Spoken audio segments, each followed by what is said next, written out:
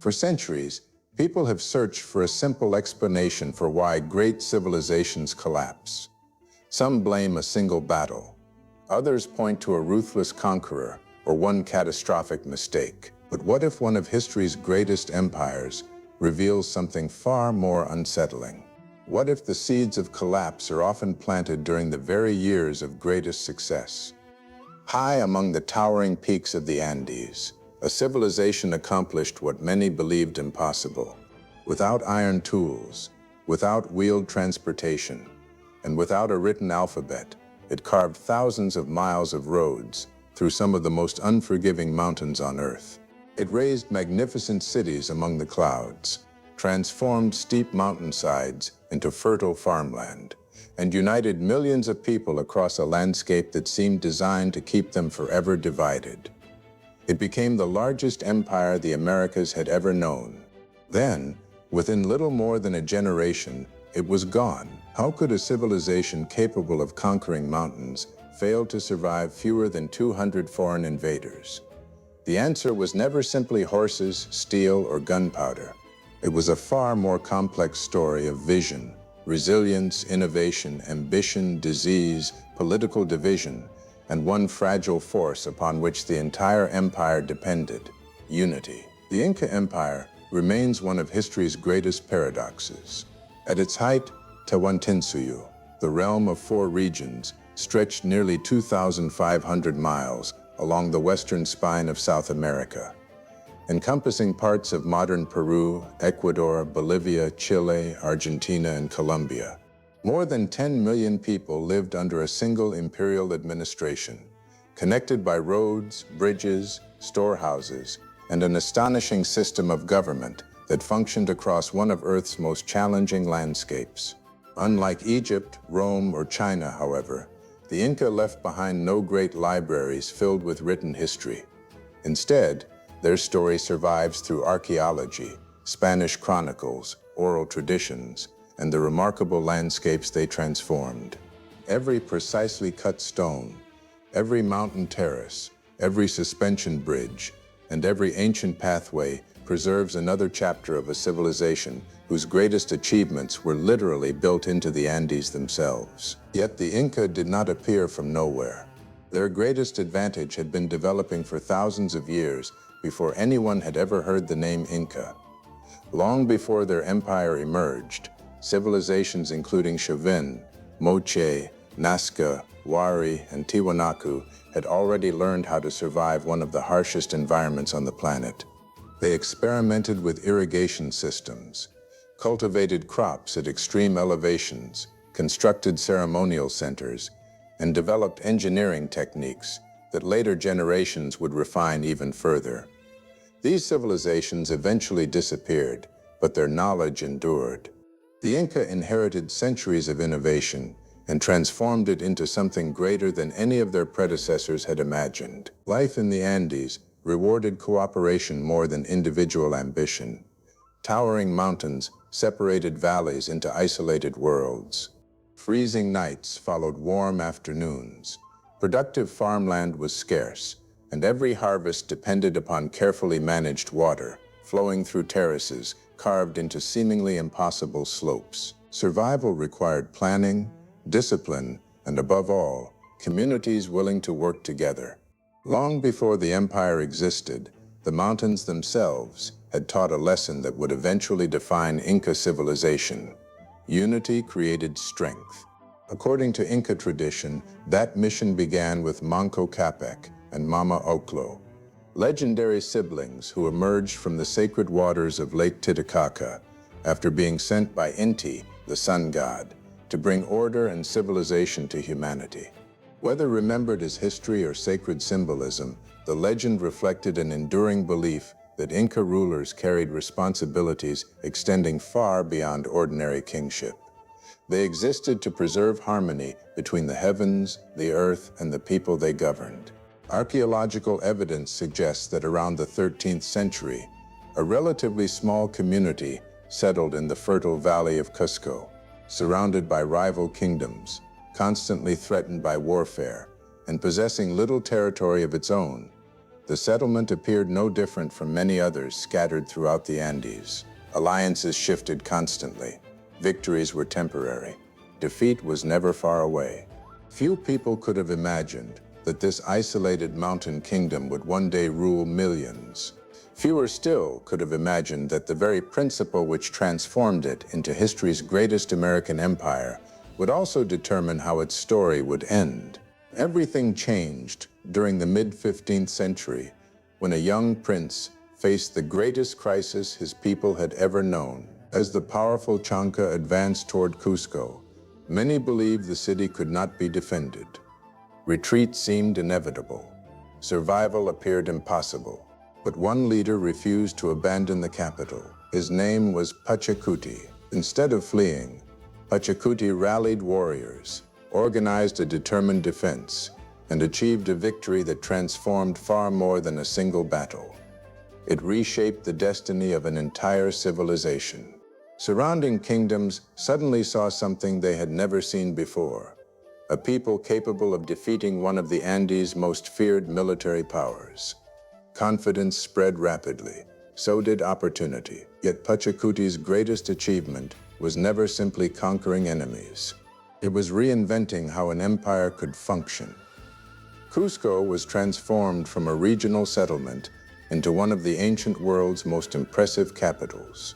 Broad ceremonial plazas, magnificent temples, royal palaces, and precisely engineered stone walls announced the arrival of a new imperial power. Every building reinforced the same message. This was no longer a mountain kingdom struggling to survive. It was becoming the center of an empire. Conquest alone, however, could never have sustained such rapid expansion. The true genius of the Inca lay in what happened after the battles ended. Many conquered rulers were allowed to retain positions of authority if they accepted Inca rule. Local customs often continued. Roads connected isolated communities. Agricultural terraces increased food production. Massive state storehouses protected entire regions against famine. Expansion brought obligations, but it also brought stability, infrastructure, and security. For many communities, joining the empire offered advantages that endless warfare never could. The empire's greatest weapon was not its army, it was organization. Over 25,000 miles of roads crossed deserts, climbed snow-covered mountain passes, and descended into cloud forests. Relay runners known as chasquis carried messages with astonishing speed, allowing information to travel hundreds of miles in only a few days. Suspension bridges woven entirely from grass-spanned canyons where conventional bridges could never survive. Together, these engineering achievements transformed one of Earth's most fragmented landscapes into a remarkably connected civilization. Even without coins or conventional marketplaces, Tawantinsuyu developed an economy unlike any other. Through the mita system, citizens contributed labor instead of taxes, building roads, cultivating imperial fields, constructing temples, mining resources, and serving in the military. In return, the state maintained infrastructure, distributed food during difficult years, and cared for communities during times of hardship. Wealth was measured not simply by possessions, but by the strength of the society working together. Once again, unity proved to be the empire's greatest resource. Pachacuti's successors expanded that vision even farther. Topa Inca Yupanqui carried imperial authority north into present-day Ecuador and south toward Chile. Later, Huayna Capac extended the empire to its greatest territorial extent. Every campaign added new peoples, languages, beliefs, and traditions. Yet remarkably, the empire continued to hold together. Roads carried not only armies, but ideas. Administrators coordinated distant provinces. Quechua gradually became a common language connecting millions who had once lived in isolation. By the opening years of the 16th century, Tawantinsuyu stood unrivaled across western South America. Few civilizations anywhere in the world had achieved such extraordinary growth in so little time. From every direction, the empire appeared confident, prosperous, and virtually unstoppable. But history has a habit of hiding its greatest dangers beneath its greatest triumphs. The larger the empire became, the more difficult unity became to preserve. Vast distances slowed communication. Newly conquered peoples sometimes obeyed out of necessity rather than loyalty. The machinery that had built the empire was becoming increasingly difficult to hold together. The Inca had reached the summit of their power. Beyond that summit, the path led only downward. By the early 16th century, the Inca Empire had accomplished something few civilizations in history ever had. Known to its people as Tawantinsuyu, the realm of 4 regions. It united an immense territory stretching nearly 2,500 miles along the spine of the Andes. From the Pacific coastline to snow-covered mountain peaks and cloud forests descending toward the Amazon, more than 10 million people lived under a single imperial administration. It was the largest empire the Americas had ever seen. Its capital, Cusco, reflected that extraordinary ambition. Carefully planned avenues, expansive ceremonial plazas, royal palaces, and temples dominated the city. At its heart stood Coricancha, the Temple of the Sun, whose walls were once covered with sheets of gold that blazed beneath the Andean sunlight. To the Inca, gold was never ordinary wealth. It was the sacred sweat of Inti, the sun god, a symbol of divine power rather than personal riches. Yet magnificent buildings alone did not make Tawantinsuyu extraordinary. Its true achievement was organization. Every province became part of a carefully connected system designed to strengthen the empire as a whole. Administrators monitored harvests, population, labor obligations, and food reserves using quipu, intricate cords tied with complex knots capable of recording astonishing amounts of information without a written alphabet. Skilled officials interpreted these records, allowing resources to be coordinated across thousands of miles with remarkable precision. It was a sophisticated bureaucracy built not on parchment, but on memory, mathematics, and trust. That organization depended upon one remarkable network. More than 25,000 miles of roads crossed deserts, climbed mountain passes over 16,000 feet above sea level, and descended into forests where dense vegetation swallowed entire valleys. Relay stations positioned along these highways allowed chasqui runners to carry messages hundreds of miles in only a few days. Armies could reinforce distant frontiers with surprising speed. Officials could respond to local crises before they became disasters. Food, clothing, and equipment moved efficiently between regions separated by some of the world's most difficult terrain. Even the mountains themselves became obstacles to overcome rather than barriers to expansion.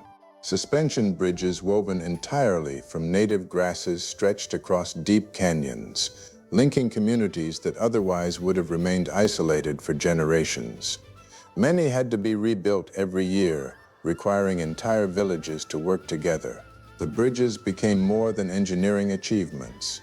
They symbolized a civilization whose greatest accomplishments depended upon cooperation. The same philosophy shaped Inca agriculture. Rather than accepting the limits imposed by steep mountainsides, the Inca transformed them. Thousands of terraces carved into rocky slopes created fertile farmland while reducing erosion and conserving precious water. Farmers cultivated hundreds of potato varieties alongside maize, quinoa, beans, peppers, and squash, creating an agricultural system resilient enough to withstand changing climates. Massive state storehouses filled with dried food, textiles, tools, and military supplies stood throughout the empire, ensuring that communities could survive droughts, crop failures, natural disasters, and military campaigns. Preparation mattered more than luck. Perhaps nowhere was the empire's strength more evident than in its ability to unite extraordinary diversity. Dozens of languages, cultures, and traditions existed throughout the Andes long before the Inca arrived. Rather than eliminating every local identity, the empire often incorporated them into a larger system. Quechua gradually became the common administrative language. Roads encouraged commerce and communication. Religious ceremonies reinforced shared loyalty to the Sapa Inca, regarded as the living son of the sun god. While local customs often survived, millions increasingly viewed themselves as part of something far larger than their individual communities.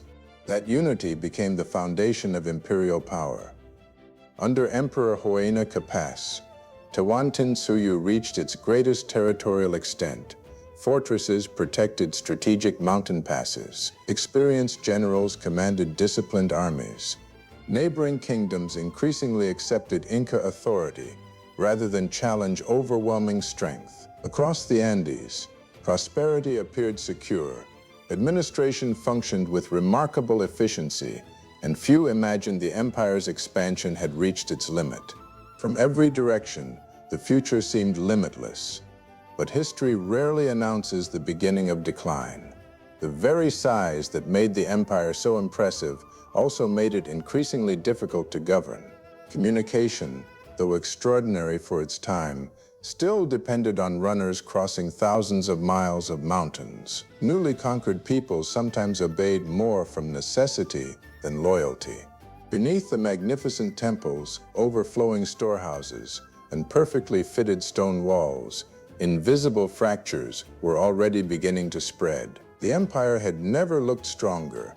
It had also never been closer to the moment that would test everything it had built. The greatest threat to the Inca Empire did not arrive carrying swords or banners. It arrived unseen. Sometime during the early 16th century, diseases carried across the Atlantic began spreading through South America long before large numbers of Europeans ever entered the Andes. Smallpox and other unfamiliar illnesses moved silently from community to community, devastating populations that possessed no natural immunity. Entire villages were transformed almost overnight. Families disappeared.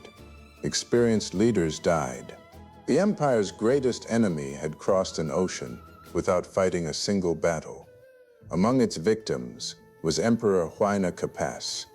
His death around 1527 shattered the clear line of succession that had preserved imperial stability for generations.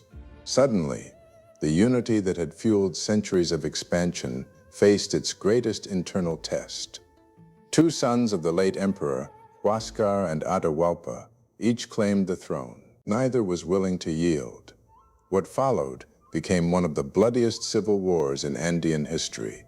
Loyal armies marched against one another across the very roads that had once united the empire.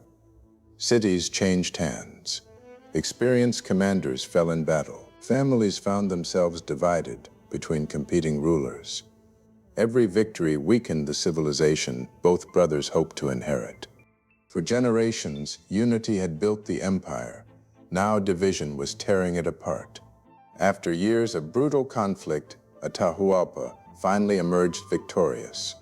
His veteran generals crushed Huascar's remaining forces, and the defeated rival was captured. On paper, the empire once again had a single ruler.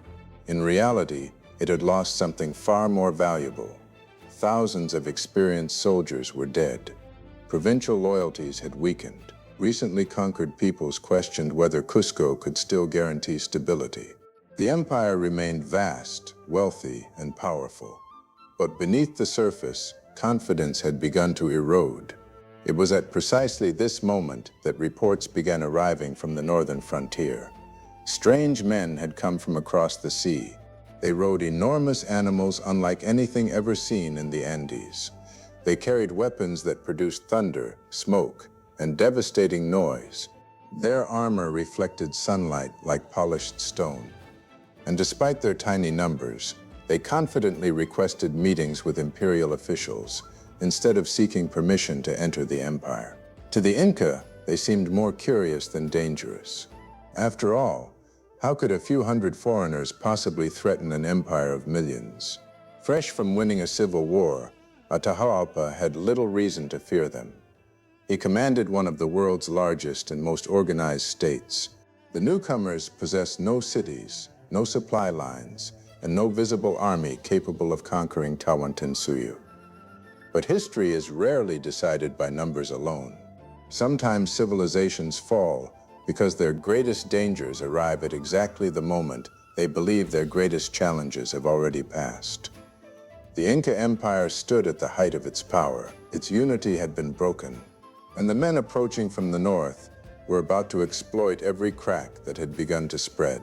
In November 1532, Francisco Pizarro entered the Andean city of Cajamarca with fewer than 200 Spanish soldiers. Waiting beyond the city stood the ruler of the largest empire in the Americas. By every conventional measure, the outcome should have been obvious. One side possessed millions of subjects, experienced armies, and one of history's most sophisticated systems of government. The other was an exhausted band of adventurers thousands of miles from home, with no secure supply lines and little hope of surviving a prolonged war. Yet history is rarely decided by numbers. It is often decided by timing. Fresh from his victory in the Civil War, Emperor Atahualpa agreed to meet the newcomers. Confident that these strangers posed no serious threat, he entered Cajamarca, surrounded by thousands of attendants, while leaving the majority of his warriors outside the city. It was a decision shaped by confidence, not carelessness. Nothing in the Inca experience suggested that so few men would dare attack the ruler of an empire. Pizarro understood that he could never defeat the Inca in open battle. Instead, he attacked their greatest source of strength. As negotiations began, hidden cannons suddenly erupted. Horses thundered into the crowded square. Steel swords cut through panic, while gunfire echoed from the surrounding buildings. Within hours, the unimaginable had happened. The Topa Inca, the living son of the sun god and the symbol of imperial unity, had become a prisoner. No battlefield victory could have produced a greater shock. The Inca Empire had been built around the authority of a single ruler whose legitimacy united millions of people across thousands of miles. When Atahualpa was captured, uncertainty spread faster than any army could travel. Provincial governors hesitated. Commanders waited for orders that never came. Communication slowed. Confidence evaporated. The empire had not lost its soldiers. It had lost its certainty. Hoping to regain his freedom, Atahualpa offered what became one of history's most extraordinary ransoms. He promised to fill one room with gold and two more with silver. From every corner of Tawantinsuyu came sacred treasures gathered over generations. Temples surrendered ornaments dedicated to the gods. Golden statues disappeared from ceremonial centers. Masterpieces of Inca craftsmanship were carried across mountain roads before being melted into bars destined for Spain. The ransom was delivered. The emperor was not released. In 1533, after a hastily conducted trial, Atahualpa was executed. His death marked far more than the loss of a ruler. It shattered the last illusion that the empire could simply return to the way it had been. As Pizarro advanced toward Cusco, he was joined by thousands of indigenous allies. Many communities that had once accepted Inca rule now saw an opportunity to reclaim their independence. The empire's remarkable diversity, which had fueled its expansion for decades, had become a source of fragmentation. Unity, once the foundation of Inca power, was unraveling at precisely the moment it was needed most. Cusco fell later that year, yet the story did not end there. Manco Inca Yupanqui escaped into the mountains and established a new center of resistance at Vilcabamba. From hidden valleys surrounded by nearly impassable terrain, the Neo-Inca state resisted Spanish rule for decades. Skilled warriors continued fighting among landscapes they knew better than any invader. Their determination demonstrated that the spirit of the empire remained alive, even after its political heart had been broken. But courage alone could not reverse the forces now reshaping the Andes. Disease continued claiming lives faster than communities could recover.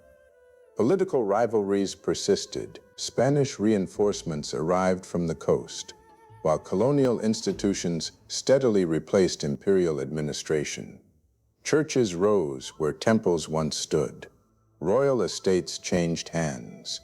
The labor system that had maintained roads, terraces, and storehouses gradually gave way to new colonial demands. Piece by piece, the machinery that had united Tawantinsuyu for generations was dismantled. The final chapter came in 1572. Spanish forces captured Tupac Amaru, the last sovereign ruler of the Neo-Inca state at Vilcabamba. His execution marked the symbolic end of independent Inca rule, nearly 40 years after Pizarro first entered Cajamarca. The greatest empire ever built in the Americas had disappeared with astonishing speed. Its collapse cannot be explained by Spanish weapons alone. Steel, horses, and firearms gave the conquistadors important advantages, but they were never enough to conquer millions by themselves. Disease had already devastated the population before the invasion began. Civil war had exhausted experienced armies and fractured political leadership. Internal divisions encouraged former subjects to support the invaders. Even the vast geography that had once protected the empire slowed communication during its greatest crisis. The Spaniards conquered the Inca, but they conquered an empire whose foundations had already begun to crack. History's greatest lesson was not that a few hundred men defeated millions. It was that even the strongest civilization becomes vulnerable when the unity that built it begins to disappear. Empires may fall. Civilizations often endure. Although the Inca Empire disappeared as a political power, its legacy remains woven throughout the Andes. Millions of people still speak Quechua, the language that once connected Tawantinsuyu. Ancient agricultural terraces continue producing food on mountainsides, first engineered centuries ago. Sections of the imperial road network remain in use, while stone walls in Cusco still withstand earthquakes that destroyed many later colonial buildings. The precision of Inca engineering continues to challenge modern architects and inspire admiration around the world. Perhaps no place captures that legacy more powerfully than Machu Picchu. Hidden among cloud-covered peaks and largely unknown beyond the Andes for centuries, it has become one of the world's most recognizable archaeological sites. Yet it represents only a small fragment of a civilization whose greatest achievement was never a single city. It was the ability to unite millions of people across one of the most demanding landscapes on Earth. The rise of the Inca demonstrates what vision, organization, innovation, and shared purpose can accomplish. Their fall reminds us how quickly even extraordinary achievements can be undone when disease, internal conflict, and political division weaken the foundations that once seemed unbreakable. Centuries have passed since the last Inca emperor was executed. Yet the Andes still carry the unmistakable fingerprints of their civilization. Their roads continue to cross the mountains. Their terraces still feed communities. Their language still echoes through valleys where imperial messengers once ran. Their stonework still stands with astonishing precision against the forces of time and nature. The empire is gone. Its achievements remain. The mountains remember, and the rise and fall of the Inca Empire reminds us that greatness is never guaranteed by wealth, military power, or even remarkable achievements. It is preserved only as long as a civilization can protect the unity, purpose, and resilience that made it great in the first place. Because history's greatest empires are rarely destroyed in a single day. They are lost when the foundations that once united them begin to crumble.